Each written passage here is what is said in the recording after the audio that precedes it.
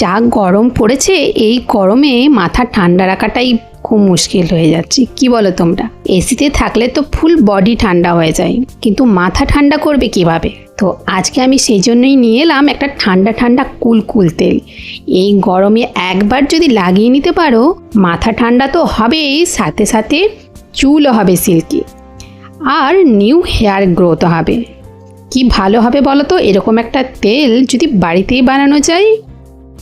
এই তেলটা যদি রেগুলারলি লাগাও, তাহলে স্ক্যাল্পের ড্যান্ড্রাফের সমস্যা, স্ক্যাল্প হেলদি হওয়া, সমস্ত এই যে স্ক্যাল্পের প্রবলেমগুলো কিন্তু একদম ঠিক হয়ে যাবে। আর চুল যা সিল্কি হবে সে তোমরা একবার লাগালে হাত দিলেই বুঝতে পারবে। আর বানানো কিন্তু খুবই সহজ। সমস্ত যে ইনগ্রিডিয়েন্টগুলো আছে সেগুলো বাড়িতেই তোমরা পেয়ে যাবে। যখনই গরম আসে, এই গরমের সময় কিন্তু আমি চেষ্টা করি এই তেলটা বানিয়ে ব্যবহার করার। তো চলো আর দেরি না করে আমরা দেখে নিই এই তেলটা আমরা কীভাবে বানাবো। তেলটা বানানোর জন্য যে মেন উপাদানগুলো আমরা নেব, সেই উপাদানগুলির মধ্যে প্রথমেই হলো মিন্ট লিভস, মানে পুদিনা পাতা। এই পুদিনা পাতা খেলে যেমন শরীর ঠান্ডা থাকে, ওজন কমাতে হেল্প করে, তার সাথে সাথে এটা কিন্তু চুলের জন্য ভালো। কি এটা তোমরা জানতে কেউ যে পুদিনা পাতা দিয়ে তেল বানানো যায়? না জানলে জেনে নাও। তো এটাকে কিন্তু মিক্সিতে কখনোই গ্রাইন্ড করবে না, নাহলে কিন্তু কালো হয়ে যাবে। এটাকে আমরা জাস্ট একটা হামালদিস্তা নিয়ে কুটে নেব। এরপর আমরা দেব হিবিস্কাস লিভ, মানে জবা পাতা। জবা পাতার গুণের কথা আর কি বলবো, এতদিন নিশ্চয়ই তোমরা সবাই জেনে গেছো। এটা যেমন নতুন হেয়ার গ্রোথে হেল্প করে, তার সাথে সাথে আমাদের চুলটাকে দারুণভাবে সিল্কি করে।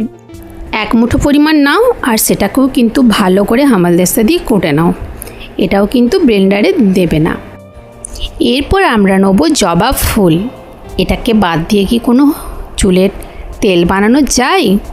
আমার তো মনে হয় সব কিছুতেই যদি এটা দিয়ে দিই, আরে চুলের তেল বানানোতে, তাহলে চুলকে নিয়ে আর কিচ্ছু ভাবতে হবে না।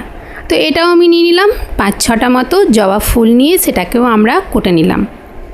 ব্যাস, সমস্ত উপাদানগুলো আমি কি করব, একটা প্লেটের মধ্যে নিয়ে নেব। এরপর আমি যেটা নেব সেটা হলো অ্যালোভেরা।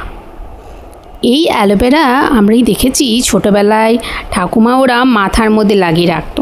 যদি তাদের মাথা ঘুরতো কখনো কখনো, তাহলে এই অ্যালোভেরার যে ভেতরে জেলটা আছে মাথার মধ্যে লাগিয়ে রাখতো, এতে নাকি মাথা ঘোরা কমে যায়।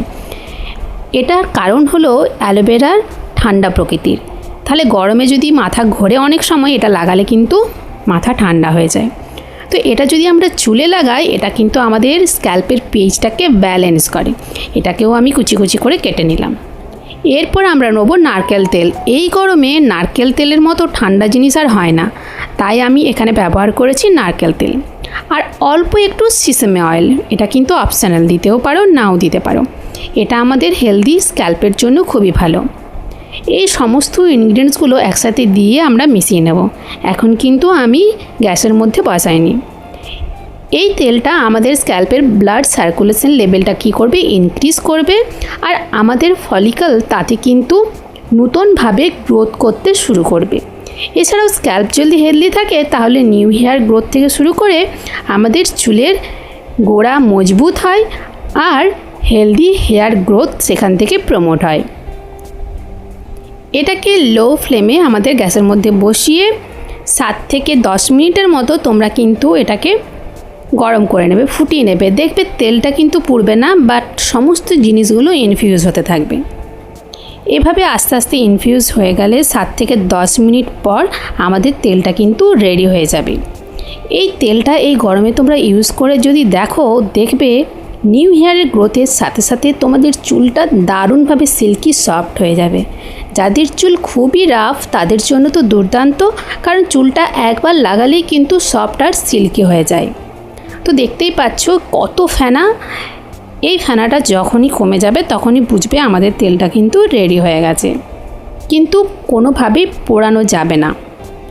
যখন তেলটা রেডি হয়ে যাবে ঢাকা দিয়ে রেখে দাও, পুরো জিনিসগুলো আরও কিছুক্ষণ ইনফিউজ হতে দাও, তারপর এটাকে কিন্তু স্ট্রেন করে নাও। যেহেতু এটা গরমেই ইউজ করব, তাই আমি খুব একটা বেশি বানিয়ে রাখি না। আর এটা লাগাতে হবে চুলের স্ক্যাল্প থেকে শুরু করে পুরো হেয়ারে। এর মধ্যে তুমি মেশাতে পারো কর্পূর, এটাও অপশনাল, কিন্তু দিলে খুবই ভালো। স্ক্যাল্পের জন্য ভালো, কারণ স্ক্যাল্পটাকে হেলদি রাখে, কোনো ইনফেকশন হতে দেয় না। স্ক্যাল্পে যাদের প্রবলেম থাকে সেটাকেও কিন্তু রিমুভ করে। পুরো রাত রেখে দিয়ে তারপরের দিন হার্বাল শ্যাম্পু দিয়ে শ্যাম্পু করো, ব্যাস তারপরেই পেয়ে যাবে তুমি সিল্কি চুল আর সাথে সাথে নিউ হেয়ার গ্রোথ। সো বন্ধুরা, কেমন লাগলো ভিডিওটা অবশ্যই জানিও।